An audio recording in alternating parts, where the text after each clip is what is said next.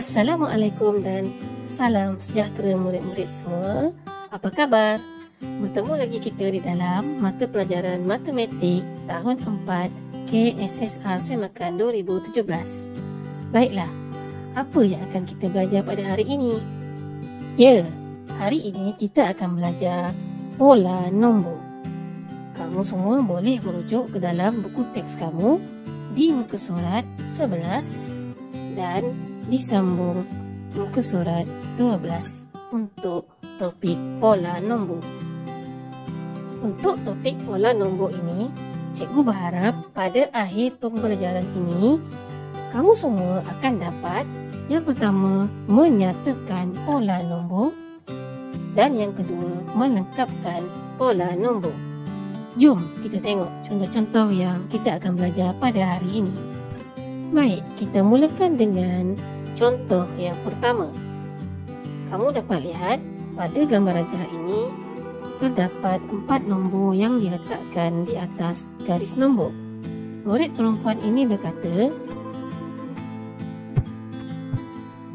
ini pola nombor tertib menaik 66. Di dalam ayat ini, murid ini telah menyatakan pola nombor yang terdapat pada nombor ini. Jadi, untuk menyatakan pola nombor, kamu perlu mengetahui dua perkara, iaitu kamu perlu mengetahui tertib menaik ataupun menurun, dan yang kedua, kamu perlu menyatakan perbezaan di antara dua nombor tersebut. Dalam contoh ini, murid ini menyatakan pola nombor ini ialah tertib menaik sebanyak 6. Di manakah berlakunya tertib menaik 66 tersebut? Kamu boleh lihat pada digit yang ditandakan dengan warna putih. Untuk nombor yang pertama, digit yang berwarna putih ialah 10, kemudian menjadi 16, 22 dan 28. Daripada 10 ke 16, kamu tahu nombor ini semakin membesar. Apabila nombor semakin membesar, ianya ialah tertib menaik. Sebanyak manakah naiknya nombor ini? Okey, jadi kamu cari perbezaan di antara 10 hingga 16, kamu dapati sebanyak 6. Begitu juga daripada 16 hingga 22, berlaku kenaikan sebanyak 6, dan 22 hingga 28 juga sama, iaitu kenaikan sebanyak 6. Jadi, untuk menyatakan pola nombor, kamu boleh menggunakan ayat seperti ini.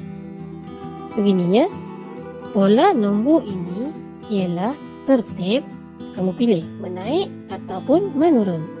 Okey, kemudian setelah pilih menaik atau menurun, kamu nyatakan perbezaan yang kamu dapat daripada nombor tersebut, sama ada 1, 1, 10, 10, 100, 100, 1000, 1000 ataupun 10,000, 10,000.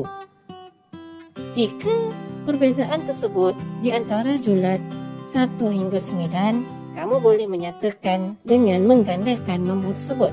Sebagai contoh, jika perbezaannya sebanyak 5, kamu boleh menyatakan 5, ataupun 7 ataupun 9. Faham ya murid-murid? Baik, kita akan jumpa lagi contoh selepas ini. Bagi contoh yang kedua, murid ini berkata, ini pula pola nombor tertib menurun 7.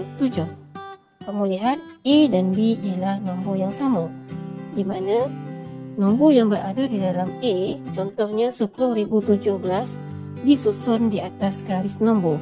Apabila kamu hendak menyusun nombor di atas garis nombor, pastikan nombor di sebelah kiri ialah nombor yang kecil dan nombor di sebelah kanan ialah nombor yang besar. Jadi, 10,017 diletakkan di sebelah kanan.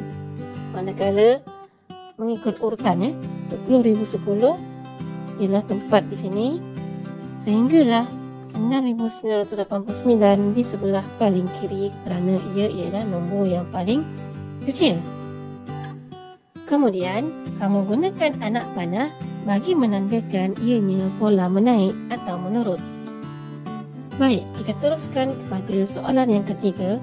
Soalannya berbunyi, apakah pola nombor di atas? Daripada nombor yang ada di dalam kalkulator ini, kamu dapati nombor pertama bermula dengan 20,730, 30,730, 40,730, 50,730 dan yang terakhir 60,730. Cikgu tulis semula nombor-nombor di atas mengikut urutan seperti di bawah. Okey. Untuk mencari pola nombor ini, perbezaannya, kamu hendaklah mencari perbezaan mengikut nilai tempat. Kita bermula dengan digit sah. Kamu perhatikan digit-digit yang terdapat di dalam nilai tempat sah ini adakah sama ataupun berbeza-beza. Okay, untuk sah, kamu dapati bahawa digit sah kesemuanya sifar iaitu sama, jadi tiada perbezaan. Untuk puluh, kesemuanya ialah 3, tiada perbezaan.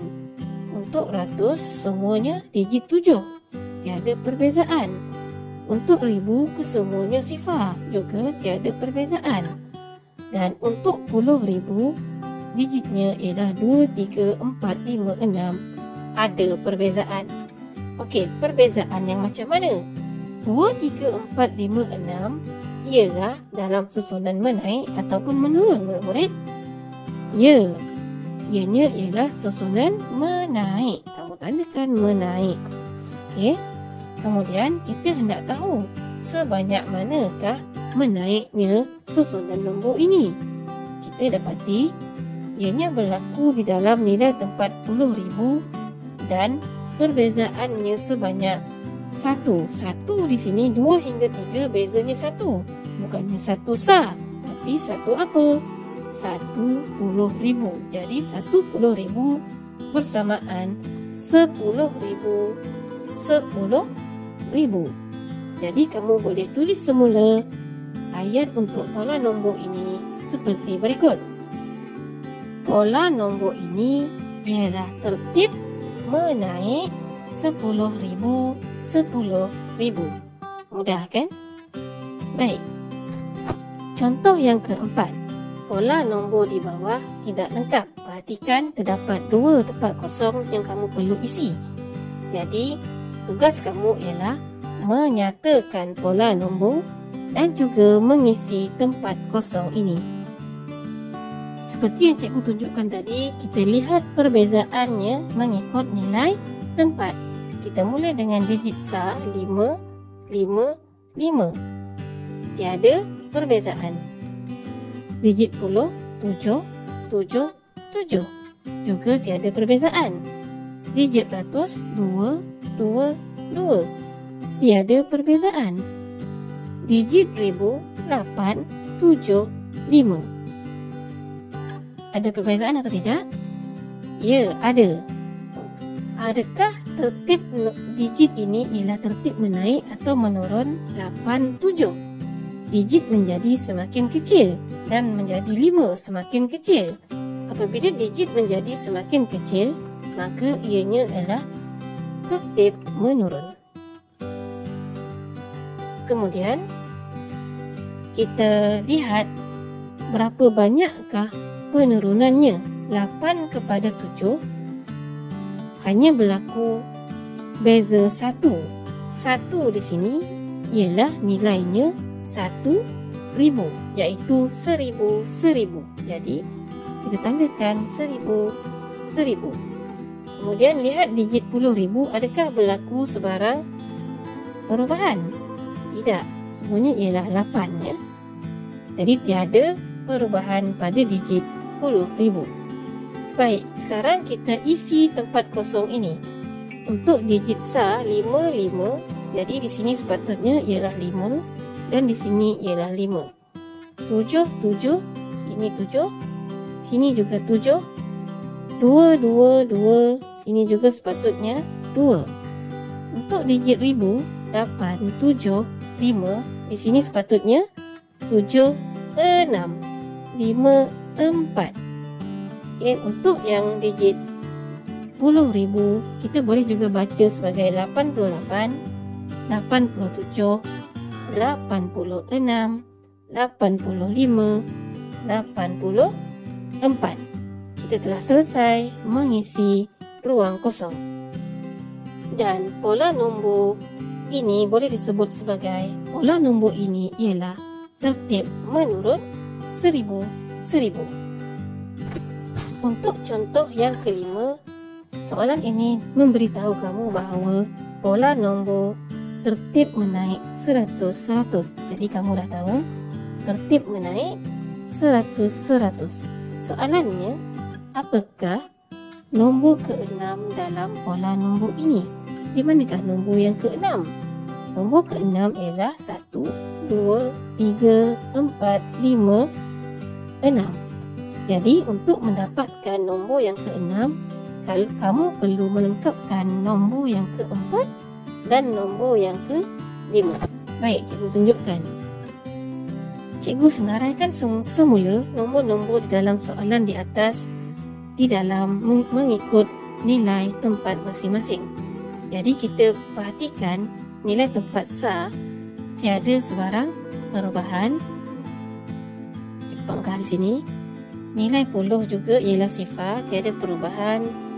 Nilai ratus mengalami perubahan iaitu 5, 6, 7. Seperti yang dikatakan tertib menaik. Jadi ada perubahan dalam nilai ratus. Ribu tiada perubahan. 10,000 juga tiada perubahan. Satu lagi tips daripada cikgu. Kamu dah jumpa kan nombor yang mempunyai perubahan iaitu nilai tempat ratus. Jadi nilai di sebelah kanan ratus iaitu puluh dan sah, kita boleh kekalkan digit ini. Okay? Memang tak akan berubah. Untuk ratus mungkin akan mempengaruhi digit di sebelah kiri iaitu ribu. Terutamanya ribu mungkin akan mengalami perubahan. Okey, cikgu tunjukkan. Jadi cara selamat untuk kamu membaca nombor ini ialah jangan baca satu-satu. 5, 6, 7, 8, 9, 10. Ya. Kamu baca secara berpasangan dengan di sebelah kiri ratus iaitu ribu. Baca seperti biasa. 55, 56, 57 dan sambung. 58, 59, 60. Dengan cara ini, kamu boleh mengelakkan berlaku kesilapan untuk mengisi tempat kosong.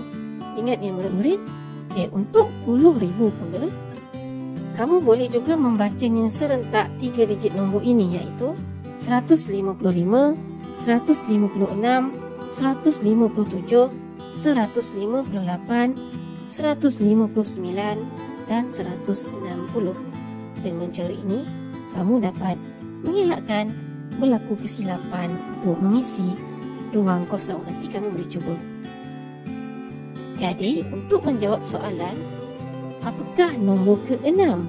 Nombor ke-6 ialah nombor ini, iaitu 16,007. Jadi, kamu boleh menjawab seperti ini. Nombor ke-6 di dalam pola nombor ini ialah 16,007. Bagus. Untuk soalan terakhir, iaitu soalan 6 yang akan kita bincangkan. Lihat, susun 6 nombor ini dalam tertib menurun. Nyatakan pola nombor yang terhasil. Juga pola nombor. Jadi, kamu ada 2 tugas iaitu susun nombor ini di dalam tertib menurun dan juga nyatakan pola nombor yang terhasil. Jadi kita uji perbezaannya bermula dengan digit sah. Sifar, sifar, sifar, sifar, sifar, sifar. Sama. Sifar 2, 3, 1, 4, 5. Digit puluh mempunyai perubahan. Digit ratus 1, 1, 1, 1, 1, 1 sama. Begitu juga dengan ribu dan 10,000. Kesemuanya ialah digit yang sama iaitu 6 dan sifar. Jadi kita fokus kepada nilai tempat puluh. Soalan meminta kamu menyusun dalam tertib menurun. Jadi kita perlu memilih digit yang besar terlebih dahulu, kemudian diikuti dengan digit yang kecil-kecil dan kecil. Okey, bagi digit puluh, kita ada sifar 2, 3, 1, 4, 5. Yang manakah paling besar? Kita dapati digit 5 ialah digit yang paling besar. Jadi nombor 60,150 ialah susunan yang pertama. Kemudian 5, kecil daripada 5 ialah 4, susunan yang kedua. Kemudian 60,130, susunan yang ketiga. Kemudian digit puluh yang mempunyai digit 2 iaitu 60,120 akan menjadi susunan yang keempat. Selepas 2 ialah 1 dalam susunan menurun. Jadi 60,110 susunan yang kelima dan 60,100 ialah susunan yang ke-6. Baik, cikgu susun semula pola nombor di atas di dalam tertib menurun seperti begini. Okey, kemudian soalan yang kedua meminta kamu menyatakan pola nombor yang terhasil. Kita telah pun tahu tertib bagi nombor-nombor ini ialah tertib menurun. Cuma kita perlu pastikan berapakah penurunannya nombor-nombor ini. Jadi, kita fokus kepada nilai puluh yang mengalami perubahan tadi. Kita dapati daripada 5 kepada 4 berlaku pengurangan sebanyak 1. 1 tersebut ialah 10. 10 bersamaan dengan 10. Jadi kita tulis semula ayat ini iaitu pola nombor ini ialah tertib menurun 10. Cikgu harap penerangan cikgu ini dapat membantu kamu memahami topik pola nombor dengan lebih baik.